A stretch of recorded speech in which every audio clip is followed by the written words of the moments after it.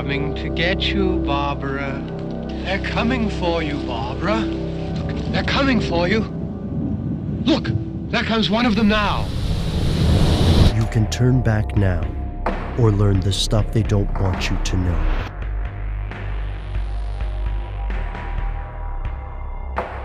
Here are the facts. Fear of the Walking Dead predates written history, and cultures across the world tell stories of corpses possessed by some evil force returning to terrify the living. With the emergence of mass media, films, books, and video games have transformed this ancient fear into a kind of recreation. People watch zombie films for fun and visit haunted houses on Halloween. But is there any truth to the legends? Are zombies real? Here's where it gets crazy.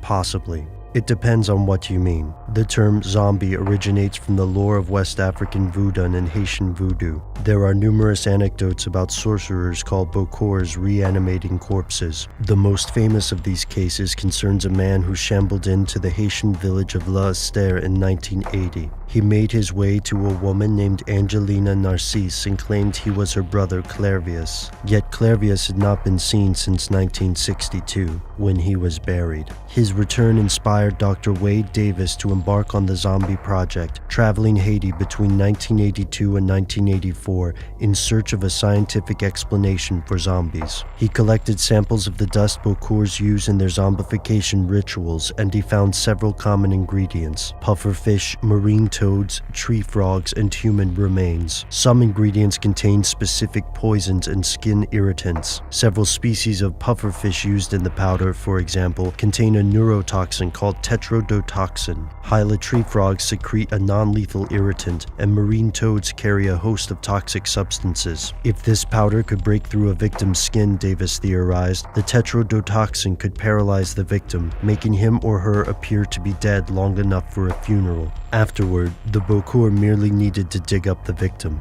Davis tested the powder on animals, but other scientists have questioned his methods, including the reliability of his results. While some experts see this as the only possible explanation for zombies, others see it as pseudoscientific, pointing out that many so-called zombies are in fact mentally ill or handicapped rather than dead. Yet even if victims of poisoning are the root of zombie stories, these victims are usually dazed and docile, a far cry from the violent cannibals of stage and screen. Human beings don't need to die to behave like zombies from horror flicks. They just need to be infected with the right diseases. In an earlier episode, we examined the curious effects of parasites. Some, such as toxoplasmosis, can alter the perceptions and behaviors of their host. Usually these hosts are mice, rats, or cats. However, experts estimate that millions of humans have been infected at some point, and studies show the parasites may influence human behavior while also increasing the chance of mental instability.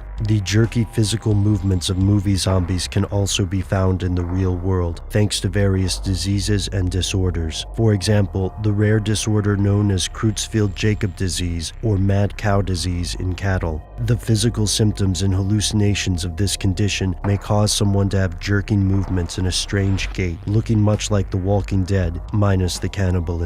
Yet these diseases and parasites are not likely to cause a rampaging horde of monsters. It seems the zombie swarms of movies don't measure up to reality. Where does this leave us? If actual zombies are victims of poisoning or have misunderstood psychological problems, then it appears there is no proof of genuine Walking Dead. At least, not yet. Tune in next week for the second part of our zombie series, how human beings may be able to resurrect the dead, and why it may be something they don't want you to know.